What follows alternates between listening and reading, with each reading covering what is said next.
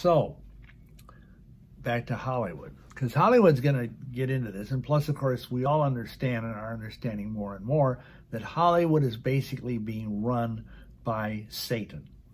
You know, and there's no doubt about it. It's just coming out in the open now in the last 10 or 20 years. But back then, they started moving, Earth versus the flying saucers, you know, all these different movies about aliens, and, they came from outer space, and, stuff. And probably the most prestigious and really, really well-made film about it was called The Day the Earth Stood Still, not the modern one with Keanu Reeves. This one was back in the early 50s, starred Michael Rennie and Patricia Neal.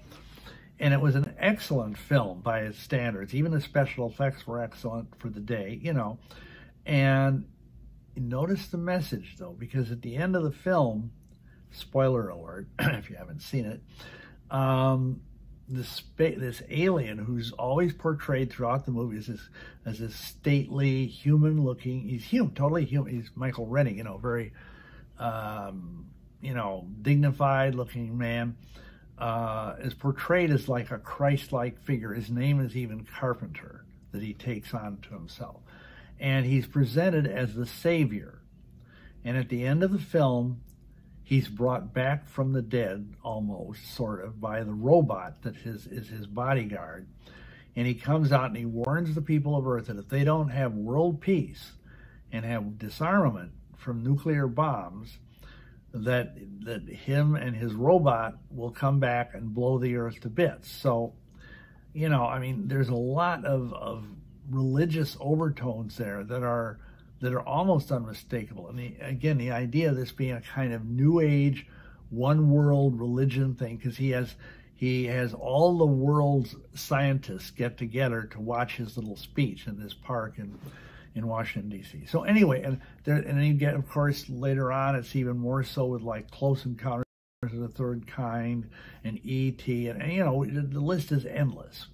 And Hollywood is promoting this idea that aliens are smarter than we are, that they're wiser than we are. And of course, there's also the evil thing like the movie Alien and so on. But, there's this undercurrent going through all the genre that aliens are here to save us.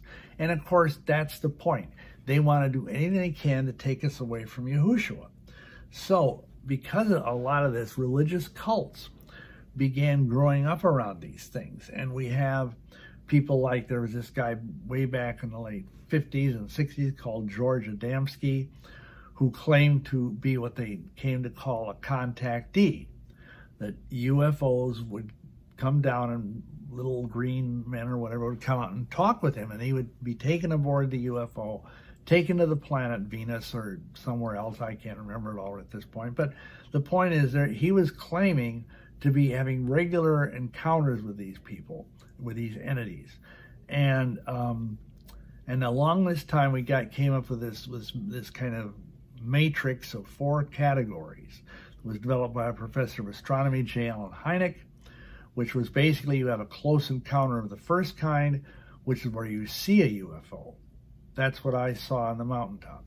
Then there's a close encounter of the second kind, where you see evidence on the ground of a UFO. Like, for example, maybe you see a UFO off in the distance in the country or whatever, and you go to where you think it landed and you see either burn marks in the field, or maybe there's radioactive something or other, or the prints of like a landing gear in the grass, things like that. That's the second kind. Then the close encounter of a third kind is where the thing actually lands and an entity comes out of the craft and the person has an encounter with that entity that's hopefully not unpleasant. And then there's the close encounter of the fourth kind, which is nasty. And that's what you may have heard of as alien abductions, where people, and this has been going on since at least the 60s and probably before that,